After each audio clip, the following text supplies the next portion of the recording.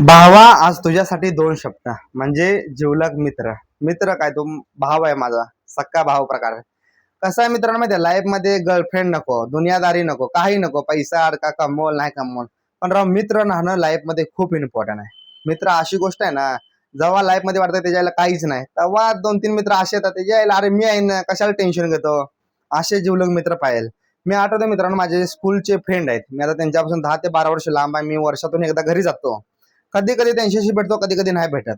आता आपण मी जर त्यांना फोन केला, भावा असं काम आहे माझं, ते 100% काम करतात. काही होते ते कुठं बिझी असू दे, बाहेर असू दे, काय असू दे. जेवढा मला स्वतःवर भरोसा आहे ना, त्यापेक्षा जास्त त्यांच्यावर मला भरोसा आहे की हे माझे कधीच साथ सोडणार नाहीत, एनी टाइम माझ्यासाठी उभा राहतील. मी असं का बोलत आहे माहिती आहे मित्रा, ह्या दुनियामध्ये ना फेक फ्रेंड, फेक लव, खूप काही फेक भेटतं. पैशावर सगळी दुनियादारी आहे. जोपर्यंत जो पैसा आहे ना, तोपर्यंत सोबत राहणारी माणसं खूप काही मी बघितलंय. पण जे माझे मित्र आहेत ना, कमी आहेत मित्र, 3 ते 4च माझे मित्र आहेत, पण ह्यांच्यावर असा भरोसा आहे, माझं जरी काही नसेल तर ते माझे साथ कधीच नाही सोडणार. एका फोनवर ते माझ्या सोबत राहतात, एका फोनवर जिथं बोलेल तिथे येतात ते. रात्रीचे 2 वाजते ना 3 वाजते, त्यांचा विषय नाही. मी सिरियसली माझ्या लाईफमध्ये एक असा मित्र आहे माझा, मित्रांनो, ते माझ्यापेक्षा सिनियर आहे आणि वाटत पण नव्हतं कधी कधी तो माझ्यासाठी एवढं काही करेन. पण त्याला एक फोन करतो फक्त, भावा असं काहीतरी करायचं अर्जंट आहे. अरे करतोच ना, तुझ्यासाठी एवढं नाही करू शकत.